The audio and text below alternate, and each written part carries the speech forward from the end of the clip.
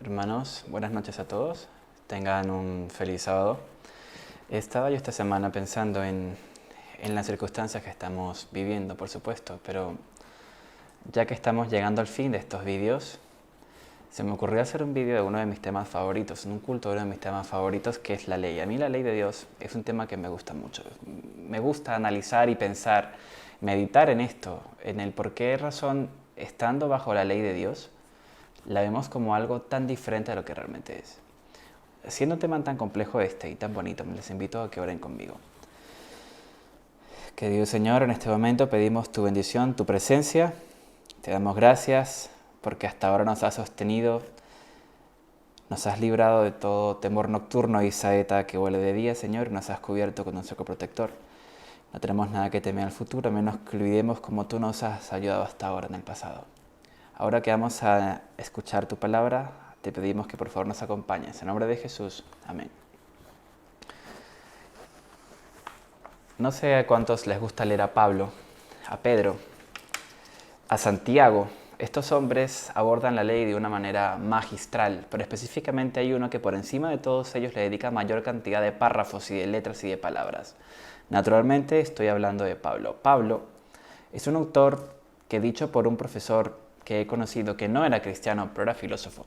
Es un gran filósofo y se puede considerar como uno de los grandes maestros de la filosofía. Entender a Pablo es tan complicado que a veces un rey famoso en la historia, como fue Herodes Agripa, en una disertación donde tenía prisionero a Pablo y Pablo estaba enfrente de él, le dijo, casi me persuades a ser cristiano.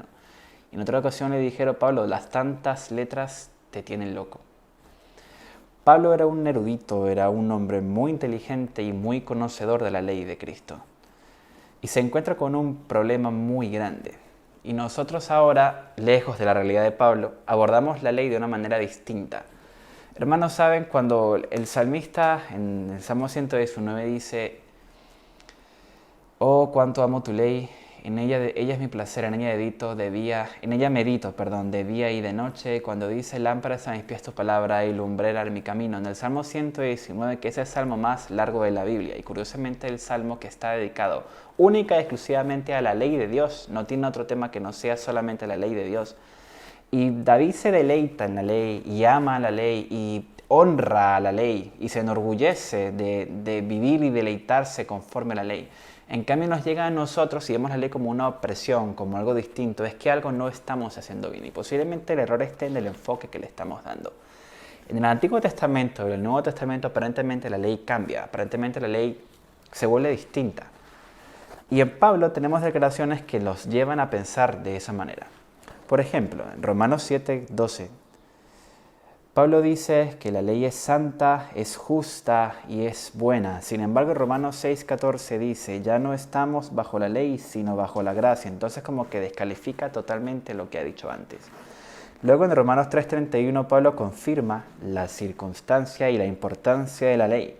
Y en 2 Corintios 3:7-9 dice que es un ministerio de condenación y de muerte.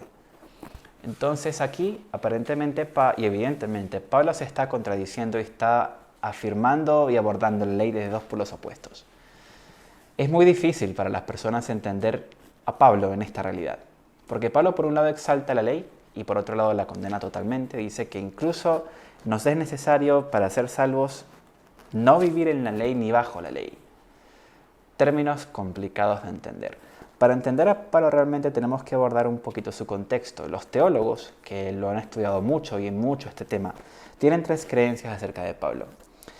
La primera creencia es que se contradice, que no tiene sentido sus escritos porque se contradice y lo critican mucho por eso. La segunda que dicen es que el Pablo en el Nuevo Testamento vacía la ley de dogmas y la deja escrita en una ética de supuestos. De manera que la ley del Antiguo Testamento pierde toda clase de vigencia y en el Nuevo Testamento se vuelve a dar de una manera distinta. Esto es un tema muy común en otras denominaciones, muy común, donde por supuesto se dejan fuera el día sábado. Y hay un tercer punto, que es el más adecuado, el más indicado para entenderlo, que cada vez cobra más fuerza entre los teólogos porque es el más coherente, el más inteligente, que dice que lo que Pablo hace también hace más complejo, por cierto, que lo que Pablo hace es oponer la ley al Evangelio en el Nuevo Testamento y en el Antiguo Testamento. Es decir, las opone, no porque sean diferentes, no porque sean distintas, sino porque la ley se ha convertido en una opresión. De manera que entonces Pablo tiene que abordarla de manera distinta y tiene que hacer entender que no es necesaria guardarla como se está guardando hasta entonces. Y esto naturalmente tiene una desviación en algún punto de la historia.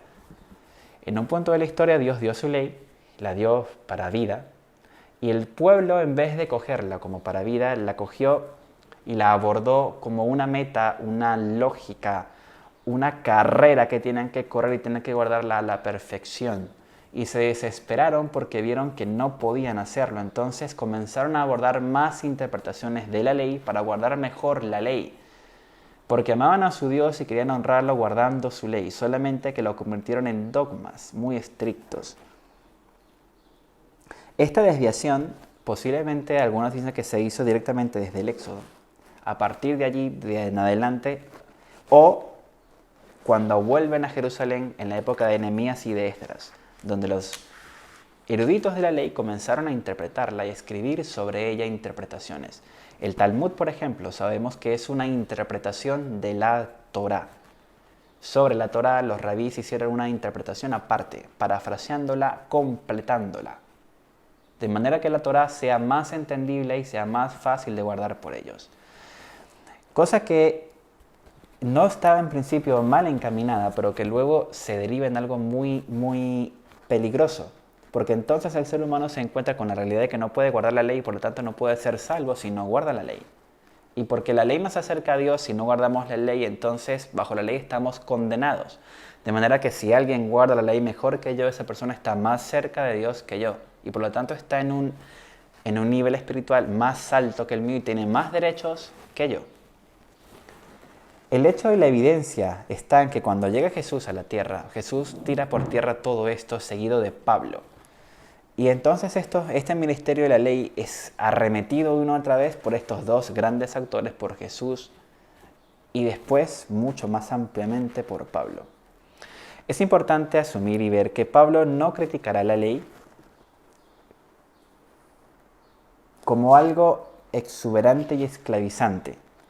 Es decir, Pablo no critica la ley como algo que está obsoleto, sino desde la borda desde la teología, como una manera de mostrar el papel secundario que ésta perdió, o mejor dicho, ésta recobró en el plan de salvación. Es decir, explico un poco lo que acabo de decir, que es un poquito lioso. Pablo es así, lioso. En el Antiguo Testamento, la ley cobró demasiada importancia.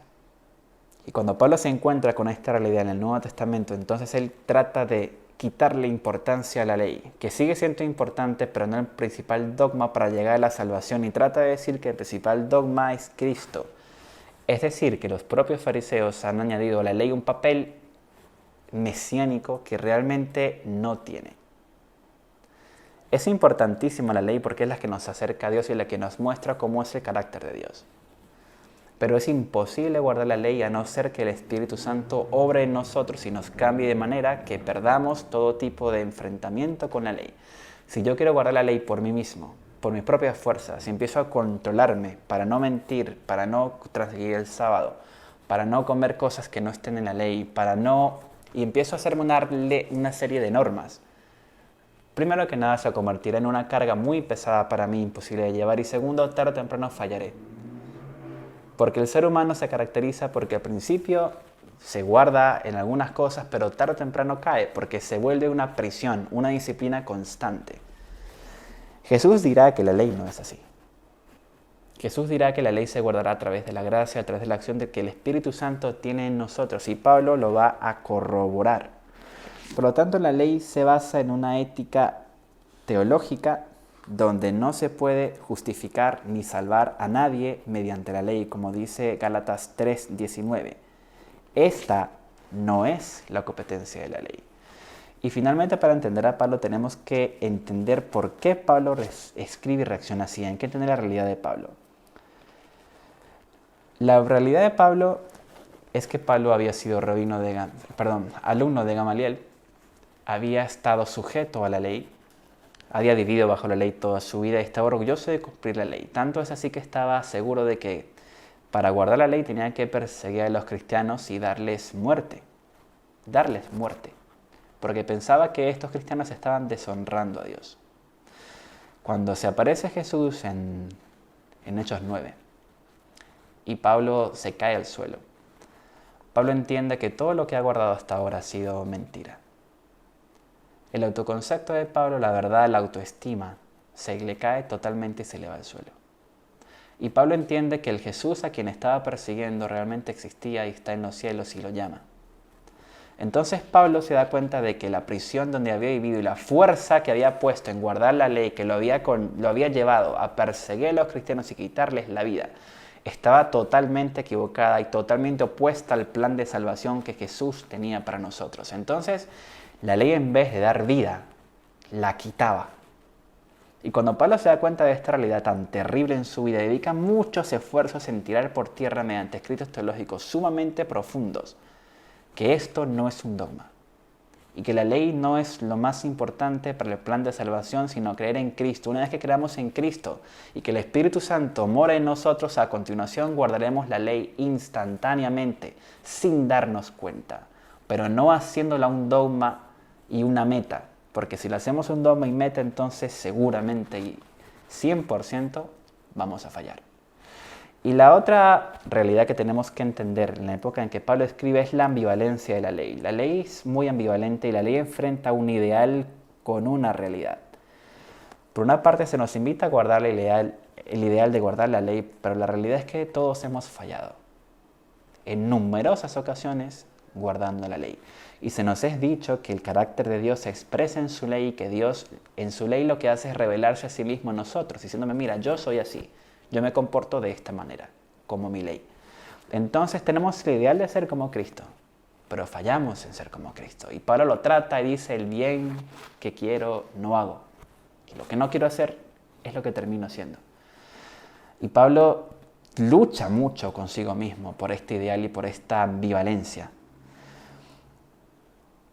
De manera que Pablo, cuando escribe tan profundamente y tan elegantemente de la ley, trata de abordar estos temas, y por eso es que aparentemente en algunos momentos se contradice. Realmente lo que está haciendo es quitándole la importancia al dogma que la ley había cobrado. Y para rematar y para colmo de males, tenía tres realidades distintas en su época. Por una parte estaba el nominio de los fariseos, en el cual la ley era todo. Por otra parte estaba el anoimo, que es vivir sin ley totalmente, que es lo que los paganos decían. Entonces tenía dos clases de creyentes, unos que venían totalmente libertinos sin ley y otros que venían totalmente guardando la ley a rajatabla. Y Pablo se encuentra con estos dos creyentes y tiene que hacer un camino en común para guiarlos. Por eso es que escribe estos temas tan profundos. Si les parece, vamos a leer Romanos 7, que Romanos 7 es un capítulo espectacular para hablar de la ley. Del 7 al 12 vamos a leerlo juntos. ¿Qué diremos pues? ¿La ley es pecado? En ninguna manera. Pero yo conocí el pecado sino por la ley, porque tampoco conocí la codicia si la ley no me dijera no codiciarás. Mas el necio, tomando vocación por el mandamiento, produjo en mí toda codicia, porque sin la ley el pecado está muerto. Y yo sin ley viví en un tiempo, pero venido el mandamiento el pecado revivió y yo morí. Y hallé que el mismo mandamiento que era para vida a mí me resultó para muerte. ¿Recordamos? Pablo llegó a quitar la vida pensando que estaba guardando la ley. A eso se refiere aquí. Porque el pecado, tomando ocasión por el mandamiento, me engañó y por él me mató.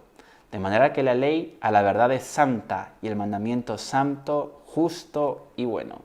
Luego lo que es bueno vino a ser muerte para mí. Es una pregunta. Luego, ¿lo que es bueno vino a ser muerte para mí? En ninguna manera. Sino que el pecado para mostrarse pecado produjo en mí la muerte por medio de lo que es bueno, a fin de que por el mandamiento del pecado hallase a ser sobremanera pecaminoso. Porque ya sabemos que la ley es espiritual, mas yo soy carnal, venido del pecado. Pablo lo que está haciendo aquí es una retrospección de sí mismo. De cuando creía que guardaba la ley, pero se dio cuenta que no. Y se dio cuenta que no por la misma ley.